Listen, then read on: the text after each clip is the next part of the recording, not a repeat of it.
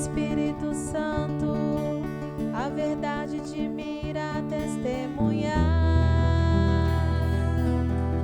E vós, minhas testemunhas, sereis em todo lugar. Aleluia, aleluia, aleluia, aleluia, aleluia, aleluia, aleluia, aleluia.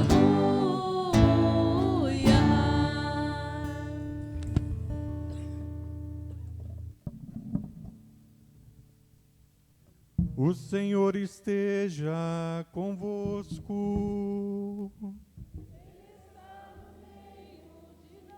Proclamação do Evangelho de Jesus Cristo, segundo Mateus.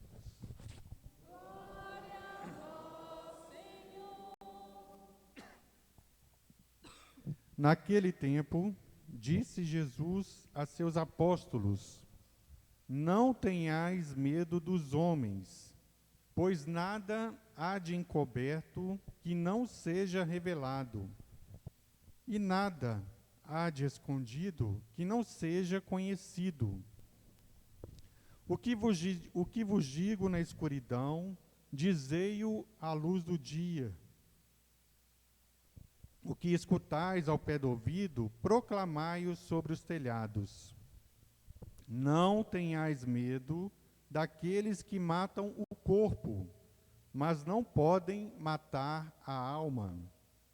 Pelo contrário, temei aquele que pode destruir a alma e o corpo no inferno. Não se vendem 2 pardais por algumas moedas? No entanto, nenhum deles cai no chão sem o consentimento do vosso Pai. Quanto a vós, até os cabelos da cabeça estão todos contados. Não tenhais medo, vós valei mais do que muitos pardais.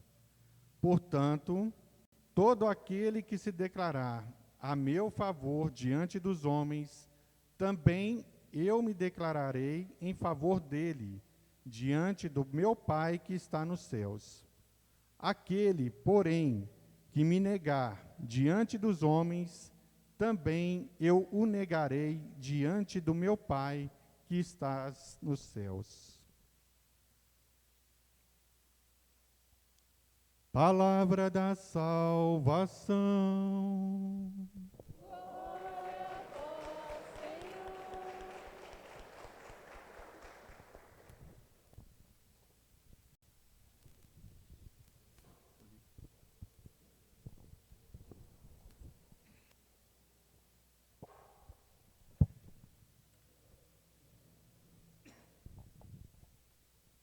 Hoje nós celebramos a liturgia do 12º domingo do tempo comum.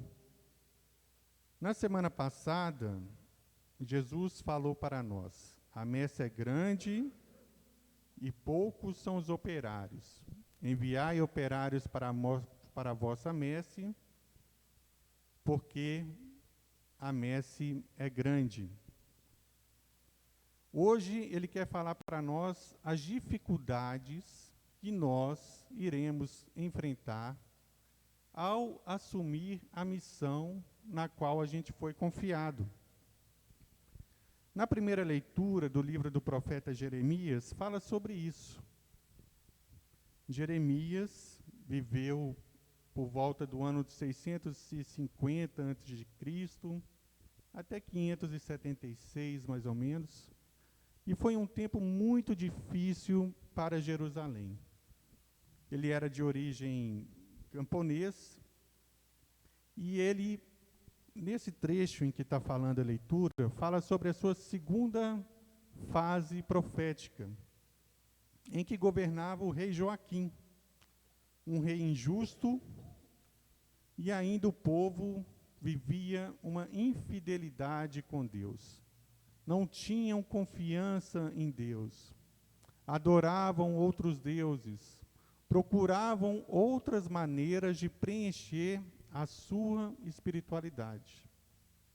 E Jeremias avisava para o povo. Gente, vocês estão no caminho errado. Não é por aqui. Seguem esse caminho. E Jeremias denunciava e denunciava. Avisava ao povo que eles seriam invadidos pelos babilônios e que iriam sofrer muito com essa invasão dos babilônios. Mas o povo não gostava de Jeremias. Achava que ele falava muita coisa ruim. Toda vez que Jeremias abria a boca para falar, o povo já se afastava de Jeremias. Não aguentava ouvir tanta coisa ruim que ele falava. O povo não acreditava na palavra de Deus, na palavra do profeta. E aí, Jeremias sofria muito com isso. Por quê? As pessoas, não só as pessoas da comunidade em que ele vivia, se afastavam dele, mas também se afastavam os amigos, a família. E ele vivia uma profunda amargura por conta disso. E sofria muito. Nesse trecho aqui do livro do profeta Jeremias, chama-se a quinta confissão de Jeremias, no qual ele até reclama para Deus por que ele está passando por tantas provações na vida dele. Será que ele fez certo seguir o caminho de Deus? Chegou até a questionar. Mas ele reconhece que Deus faz parte da vida dele. Um trechinho aqui da leitura, que a gente poderia partilhar, que até fala sobre isso, né? Sobre a decepção que ele teve com as pessoas que cercavam à sua volta, né? Todos os amigos observavam minhas falhas.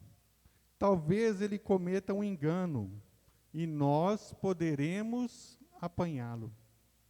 As pessoas começaram a perseguir Jeremias por tudo que ele fazia. Até mesmo os amigos, né? Às vezes tem gente que torce para um tropeço do irmão. Tem gente que fica mais feliz com um tropeço do irmão que está numa caminhada do que com um pecador que se converte. Tem gente que fica feliz. Nossa, sabia, esse aí não me enganava. Sabia que um dia que a máscara dele ia cair. Né? Tem gente que se alegra mesmo quando o irmão sai do caminho. Mas Jeremias não saiu do caminho. Mas eles arrumaram um jeito de prendê-lo, batê-lo. E é por isso que ele fala isso aqui. Ele fala, Senhor, por que esse sofrimento que eu estou passando? Mas aí depois, nos versículos mais para frente, né, ele fala o seguinte, ó Senhor dos exércitos, que provas o homem justo e vês o sentimento do coração. Rogo-te, me faças ver a tua vingança sobre eles, pois eu te declarei a minha causa. Jeremias jamais desistiu da causa de Deus, da sua missão. Por mais que ele sofreu, por mais que ele apanhou, por mais que ele foi rejeitado, jamais ele desistiu. Reclamou? Reclamou. Várias vezes ele reclamou disso, mas jamais desistiu da sua missão.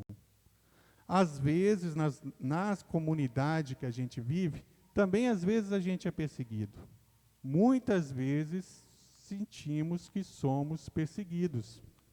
Às vezes por falar a verdade, às vezes por seguir um caminho em que precisa ser feito, e às vezes as pessoas não querem seguir aquele caminho, querem fazer aquilo de acordo com a sua vontade. E nós, como batizados, somos sacerdotes, reis e profetas. O que é ser profeta? O que a gente entende em ser profeta? É fazer com que os nossos lábios ressoem a palavra de Deus. Todo aquele que é profeta é chamado a anunciar o reino de Deus.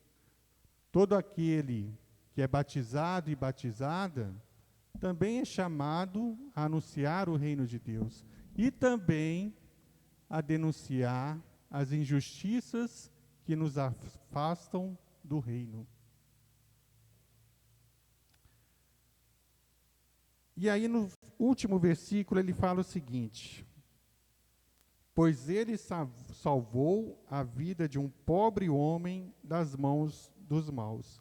Às vezes a gente entende que pobre é só aquele que não tem condições financeiras, mas também aquele que é desprezado, aquele que é abandonado, aquele que é perseguido, também é um pobre.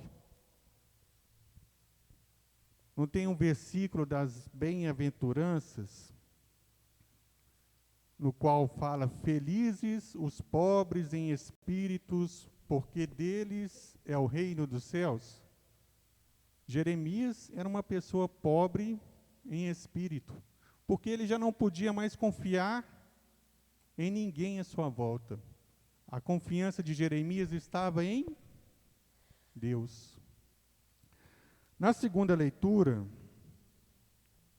Paulo faz um paralelo entre Adão e Jesus. Através de Adão entrou o pecado, e através de Jesus entrou a graça da salvação. Qual o caminho que a gente pode seguir? O que Paulo quer falar com isso? Que nós podemos ser influenciados pelas coisas do bem, mas também nós podemos ser influenciados pelas coisas do mal. O mal está aí, né? Todo dia a gente vê uma prova de que o mal está aí. É um golpe na internet, é um golpe no telefone, é as drogas que estão à nossa volta, né? São os vícios que estão à nossa volta, são nossos sentimentos de vingança contra o irmão, né? Quando a gente pensa em fazer um mal para o nosso irmão, tudo isso é o caminho do mal. É o caminho que nos leva ao pecado. O que é pecado? Aquilo que faz mal para mim, aquilo que eu faço mal para você, e aquilo que eu faço mal a Deus. Tudo aquilo que é contrário aos mandamentos de Deus, amar a Deus acima de todas as coisas, e amar o seu irmão como a si mesmo, tudo isso que você faz ao contrário é pecado.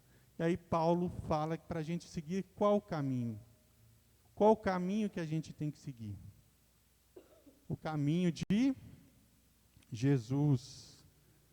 No Evangelho, Jesus fala 3 vezes para a gente: não tenhas medo, não tenham medo, não tenham medo. Por que ele fala isso? Para que nós sejamos fiéis à missão na qual ele nos confiou. E naquele tempo, os apóstolos estavam passando por várias perseguições. Perseguições que levaram até a morte. Quantos mártires tem na nossa igreja porque eles foram fiéis ao Evangelho até as últimas consequências? E o Evangelho, ele causa isso mesmo. Ele causa confronto. Quais são as causas que a igreja hoje defende? A igreja é contra o aborto, a igreja é contra uma economia que exclui, que gera desemprego, que gera pobreza. A igreja é contra tudo aquilo que mata o meio ambiente. Há pouco tempo, não sei se vocês vão lembrar, o bispo da Arquidiocese de Belo Horizonte, Dom Vicente, que denunciava a Aquela tragédia que aconteceu em Brumadinho, né, por causa da mineração. Uma vez ele estava celebrando uma missa lá em Moeda, e celebrando a crisma em uma igreja em Moeda, e lá ele foi ameaçado de morte, porque ele denunciava as injustiças e o mal que a mineração causou na vida daquele povo. O que Jesus quer falar com a gente sobre isso? Ele fala o seguinte: não tenham medo das perseguições. Não tenha medo se você vai ser perseguido, criticado, que vão falar mal de você. Ele fala o seguinte: tenham medo, olha só, tenham medo daquele que possa destruir a alma e o corpo no inferno. Às vezes a gente não percebe, às vezes a gente nem entende que isso é uma perseguição. Mas às vezes até a nossa fé e a nossa devoção que nós temos por Maria é um meio que as pessoas nos perseguem. Quantas vezes as pessoas já falaram com vocês sobre Maria, que vocês não deveriam ter devoção a Maria? Às vezes, no emprego que vocês estão, às vezes você não pode falar de Deus, porque senão o seu chefe, se tiver uma outra religião, ele vai te perseguir. Às vezes, nos outros países em que a gente acha que ainda não existe perseguição, mas existe, países lá distantes, na Ásia, na África, em que você não pode falar de Cristo, porque você é perseguido. E aí a gente tem que parar para pensar sobre isso, porque às vezes a gente desiste da nossa missão muito fácil. Às vezes porque arreda um banco da igreja, a gente, nossa, arredou o banco, não gostei que o banco ficou aí, vou sair da igreja. Muda o altar de lugar, a pessoa vai, nossa, por que mudou o altar de lugar? Vou sair da igreja. Na época que tinha a pandemia, em que a gente tinha voltado a fazer as primeiras celebrações, tinha gente que queria entrar dentro da igreja sem máscara. E aí você falava, não pode entrar sem máscara. Ah, então nunca mais eu volto aqui. Vocês já repararam que parece que a relação das pessoas mudaram com Deus? Em vez da gente fazer a vontade de Deus, Deus tem que fazer a nossa vontade o tempo todo. A igreja virou como se fosse um comércio. Ah, não fez o que eu quero, não volto mais. Não gosto mais, não vou entrar mais aqui. Olha como que a gente deixa de seguir a Deus por poucas coisas. Ah, fulano de tal falou isso comigo, nunca mais eu entro na igreja. Será que a palavra de fulano de tal que falou para você é maior do que a palavra de Deus?